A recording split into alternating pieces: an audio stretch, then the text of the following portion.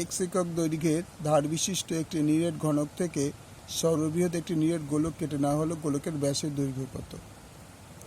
দেখো,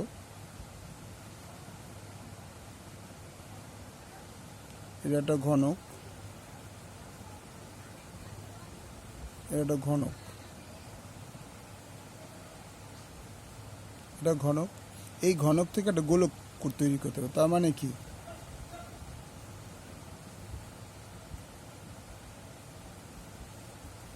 এদিক থেকে যদি দেখি তাহলে এই গোলকটা এরকম হবে, আর যদি ওপর থেকে দেখি তাহলে এটা এরকম হবে।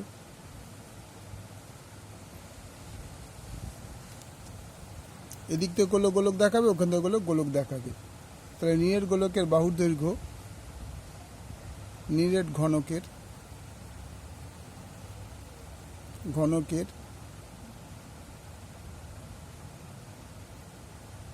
বাহুর দৈর্ঘ্য ইকুয়াল টু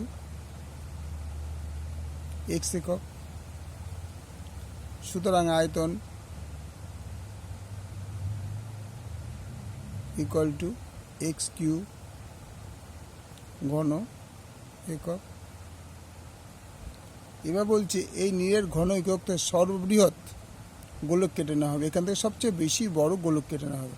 তো গোলকের ব্যাসার্ধ কত? খেয়াল করে দেখো, এইটা যদি সেন্টার হয়, এই বাহুর যা দৈর্ঘ্য আর এই গোলকটা পুরো টাচ করে আছে। তার মানে কি, ঘনকের ব্যাসার্ধ যা হবে, ব্যাস যা হবে, ঘনকের বাহুর দৈর্ঘ্য যা হবে, গোলকের ব্যাসটা তাই হবে। তাহলে ঘনকের বাহুর দৈর্ঘ্য ইকুয়াল টু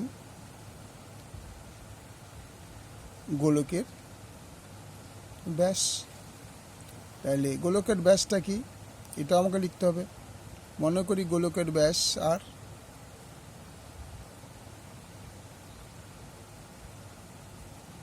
ব্যাসার্ধ ইকুয়াল টু আর একক।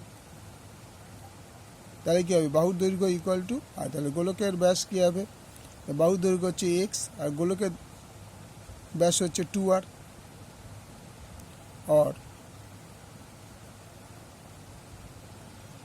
আর ইকুয়াল টু গোলকের ব্যাস, আচ্ছা গোলকের বাহুর দৈর্ঘ্য ইকুয়াল টু গোলকের ব্যাস।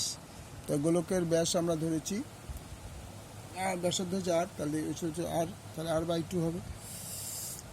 তাহলে এবার কী দাঁড়ালো, আমার কী চেয়েছে, গোলকের ব্যাস। সুতরাং অ্যান্সার